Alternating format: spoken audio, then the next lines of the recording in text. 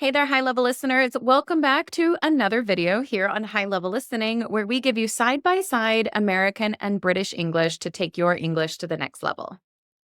Yes, that's right. Thanks for joining us once again. And today's video is the second part about making plans in naturally spoken real life English. So today we're going to go through the last stages of making plans to meet up with friends. We'll share with you a big list of the most commonly used phrases that native speakers love to use when we're planning our meetups, so you can use them too. That's right. And don't forget, you can get the PDF transcripts and follow along with every single word by joining us as a member here on YouTube. Just click the link below to get the PDFs today. Okay, so as I mentioned, this is part 2 of our Making Plans series. If you missed part 1, no problem. We'll link it on the screen somewhere now. But in today's video, we'll go through cancelling your plans, rescheduling the plans, and then saying thank you and goodbye, the final parts of meeting up or hanging out with a friend. So by the end, you'll know exactly what to say the next time you hang out or have to change your plans with someone in English. Like the last video, there's a nice mix of British and American phrases in here. We'll let you know which one is which as we go, probably using our little flags. Kat will start by introducing the first step, cancelling plans. Now, if you do need to cancel your plans, which basically means you can't go to something or you don't want to go to something, then you need to cancel with the person. Now, the word cancel sounds like, I don't want to go, but I'm not going to try to make new plans. So even though we are canceling plans and we're talking to the person saying, hey, I hate to do this, but I need to cancel. Instead of using the word cancel, we're going to actually use the word reschedule. Hey, I hate to do this, but I need to reschedule, which means I can't come now. I can't come tonight, but I'm hoping that I can in the future. So this does let the person know that you can't go. I hate to do this, but I need to reschedule. I can't go tonight, but I would like to try to go again in the future. This is also common in British English. You could say, I hate to do this, but I need to reschedule. I hate to do this sounds like I'm really sorry. I feel really bad. I hate to do this, but I need to reschedule. Another phrase you could use if you're very close to the meetup and then suddenly you can't go. I'm really sorry, but something's come up. That's something's come up. Something has come up. That's the present perfect, which is more common in the UK. Something's come up means something happened by surprise. It could be work. It could be an emergency. My boss asking me to work later, so I can't come and see you. Something's come up covers everything. It's also useful if you don't want to share exactly why, if it's personal or you don't want to. I'm really sorry. Something's come up. And it would be a little bit more common in the US to say something just came up. Something just came up. In British English, they tend to use the present perfect more often. And in American English, we just use the simple past. Something just came up. I'm so sorry. I have to cancel. I would like to reschedule. Something like that. Another phrase that you could use, sorry for the short notice, but I don't think I can make it. Sorry for the short notice. If you're telling the person probably the day that you're going out, that would be short notice. Even more, sorry for the late notice. Sorry for the short notice. Sorry for the last minute notice, but I don't think I can make it. If someone said I can't make it, that's fine, but I don't think I can make it softens the language just a little bit. So I can make it. I can go. I can arrive there. Fine. I can't make it. I'm sorry. I won't be able to go. I don't think I can make it tonight. Yes, this one you can also use in British English. Sorry for the short notice, but I don't think I can make it. We've got two more phrases here that are quite American and probably that you would use mostly with your friends. I'm gonna have to bail on tonight. I'm gonna have to bail on tonight. I'm bailing. Sorry. B-A-I-L. Bailing, right? It is very, very American, yes, to bail on someone. This basically means that you are canceling plans and you don't really have a good excuse. Okay. So she always bails, meaning she cancels plans at the last minute. She doesn't really have a good reason why. Maybe she doesn't want to go. Maybe she forgot, but she always bails. I would say this to my friends sort of in a funny way. I'm so sorry. I'm going to have to bail on tonight. I have so much homework to do. Or I'm going to have to bail on tonight. I'm so tired today. I know I'm being a bit bad. I know that I should go, but it's my friend. They'll probably understand, but I do feel bad. The next one is a little bit more of, yes, I do know I'm being bad because I'm being flaky. I'm being flaky. And when you're being flaky, that means that you make plans, but you don't do them. You make plans with people and you don't go. All right. You make plans, you cancel. You make plans, you cancel. If you make plans, I don't think you're going to come because you're flaky, right? You're flaky. So we can say, I'm being flaky. I'm a little flaky. Or we can say, I'm really sorry to flake on you. Same idea as to bail on you, to flake on you. I'm really sorry to flake on you. I really can't go tonight. I just have too much to do. Your excuse is not that good. If you're bailing on somebody or flaking on someone, your excuse is not good. If your child is sick, that's not bailing. That's not flaking. That's just canceling. Hopefully you can reschedule, right? That's not a bad thing, right? What about you, Mark? Do you say any of these phrases in the UK? No, not at all. I know them, of course. I've seen them, I've heard them, but I don't think I would use them with my friends in the UK. I suppose these phrases are also super casual. Like if you are talking to a colleague or your boss, you cannot bail on a meeting. Hopefully That not. sounds very unprofessional. Unprofessional for Bail on an sure. offer. Yeah, right. It's just with friends. Not a good 100%. idea. Hmm. Okay, another phrase you could use. I feel bad, but can we push this back? I feel bad. So again, I'm so sorry. I hate to do this. I feel bad, but can we push this back? Push this. This is the meeting, the hangout, our appointment, and I want to move it to later.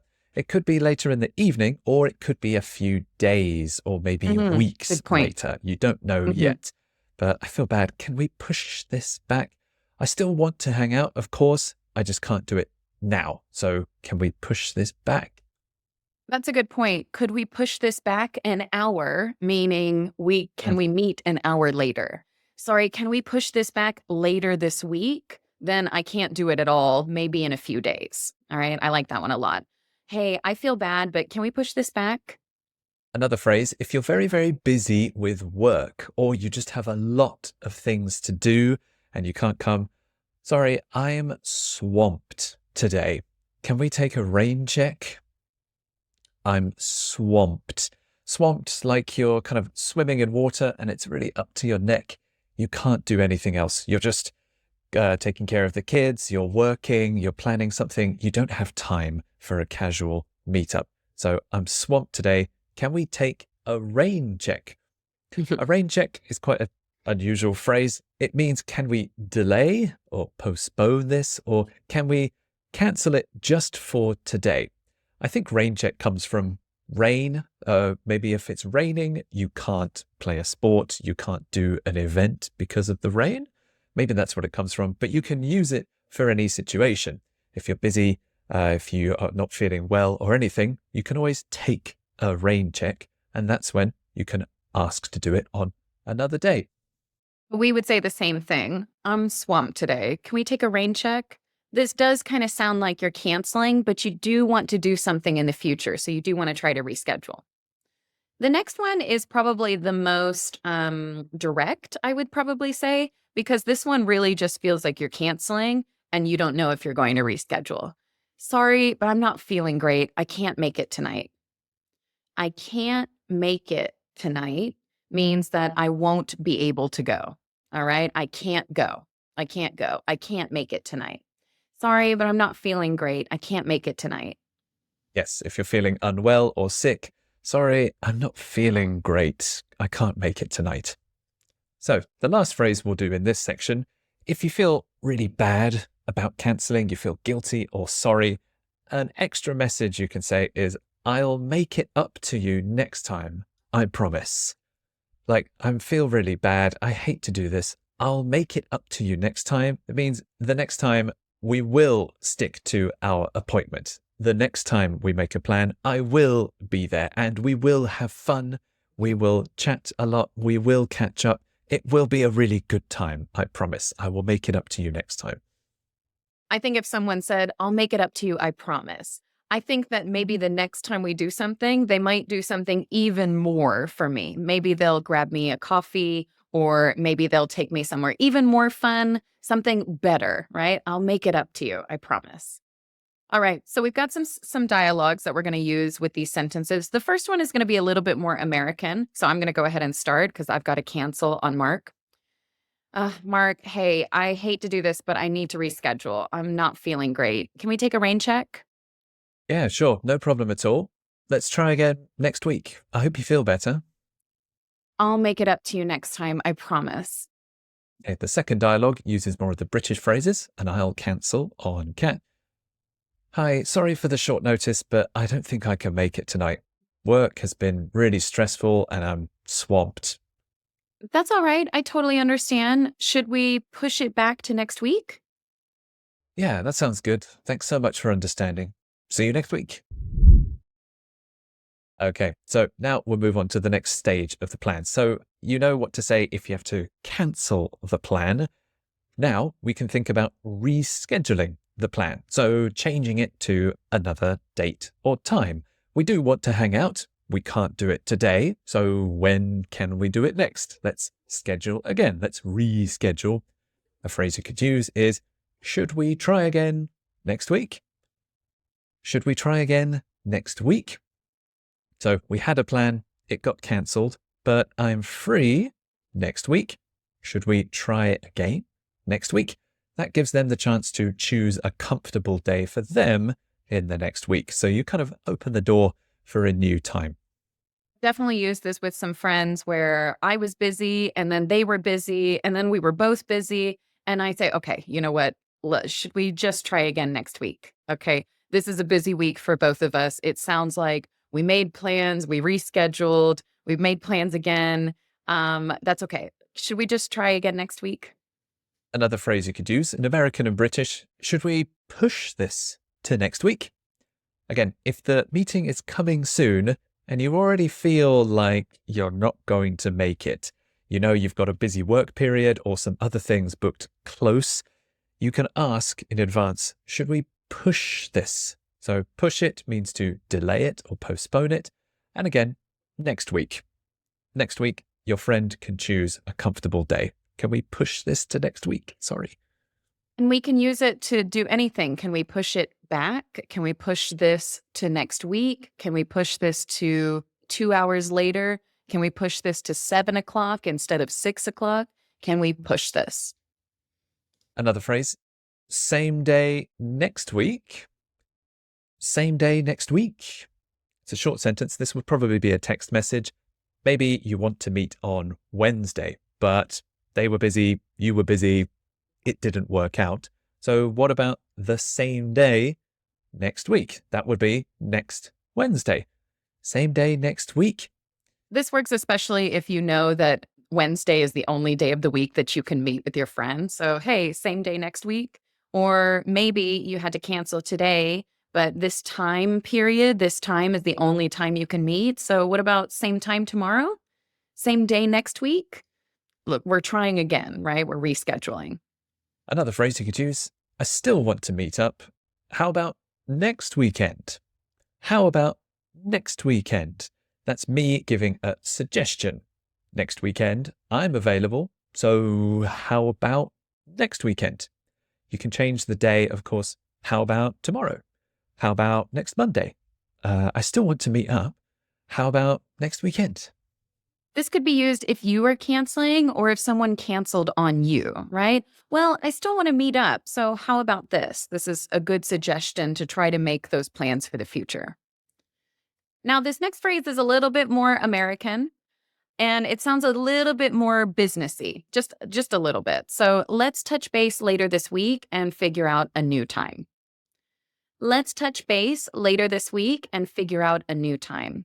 So, if you're going to happy hour with a colleague, you could use this, I would definitely say. Even if you're making plans at work, you could use this. And then just sometimes people who often work in business and often work in offices would say this as well.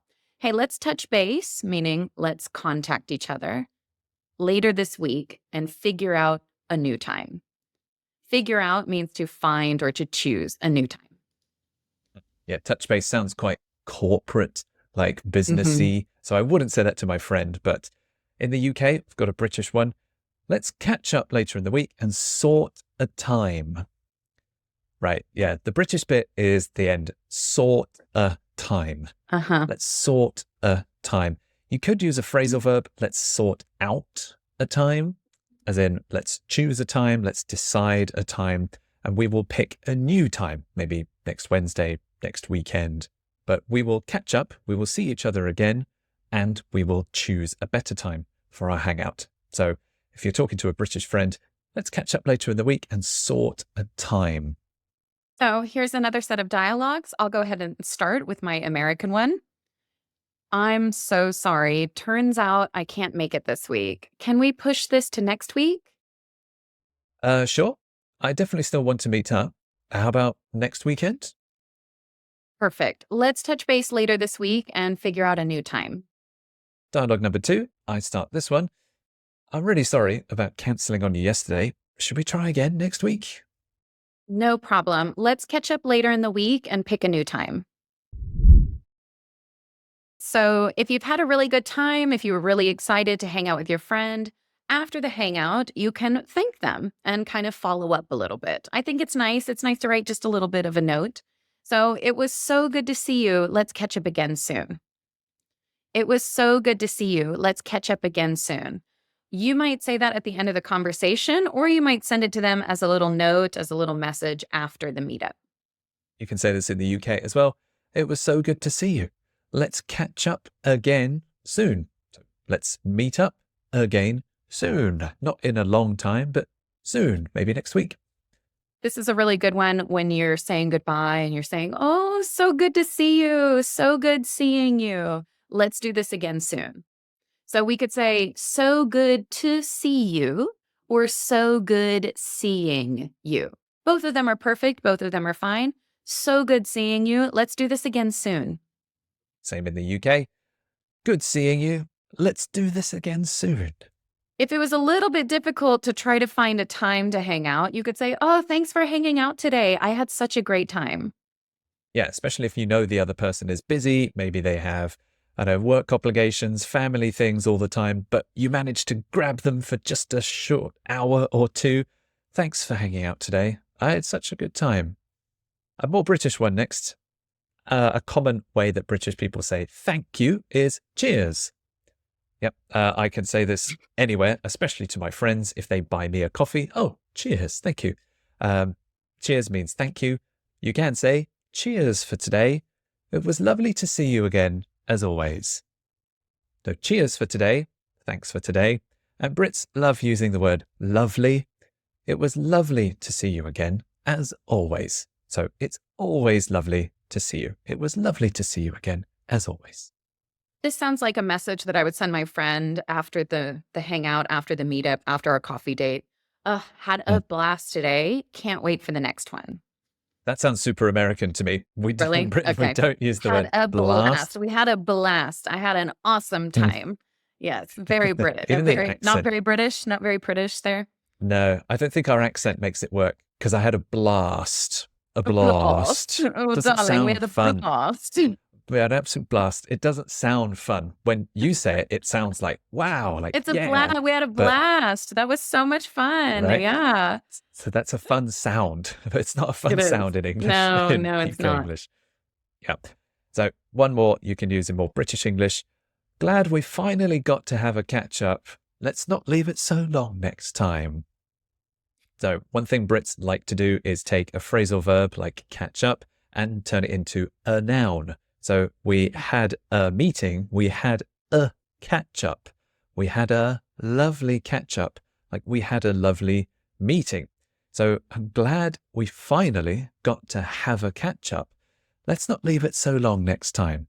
This is the same as have a drink, have a catch up, have a chat. We'll use a noun and then have. So glad we finally got to have a catch up. Let's not leave it so long next time. Right. And here's our final set of dialogues. The first one will be a little bit more American. Thanks for hanging out today. I had such a great time. Yeah, me too. It was so good to see you. Let's catch up again soon. And then one more dialogue where I start the goodbye. Cheers for today. Lovely to see you again, as always. Glad we finally got to catch up with each other. Let's not leave it so long next time. Okay, so there you have it. That was the second and final part of our little Making Plans series. Once again, we showed you lots and lots of great phrases to help you cancel, reschedule, and then say thank you to your friends, all in naturally spoken English. Remember, if you want to go back and learn what to say when you want to invite your friends or set dates or times, you can check out part 1 of this series. It's in the same format. It's also full of lots of really useful phrases. Absolutely. So, which phrases were new for you today? Do you have a favorite phrase from today's episode? Would you like to practice making plans or canceling your plans in the comments below? Let us know. We read and reply to every single one, so please get in touch. Yes, and like always, you can get a PDF transcript of this episode with all the phrases and all the sentences so you could take them offline. Some people like to download this and shadow or read as they listen. You can get that if you become a member, and you can see a link how to do that in the description below. If you really liked this video, please don't forget to like and subscribe. We just love hearing from our students, and we try to make more videos that everybody seems to like. So thank you so much for watching, everyone. See you soon for another video here on High Level Listening. Bye, everybody. Bye-bye.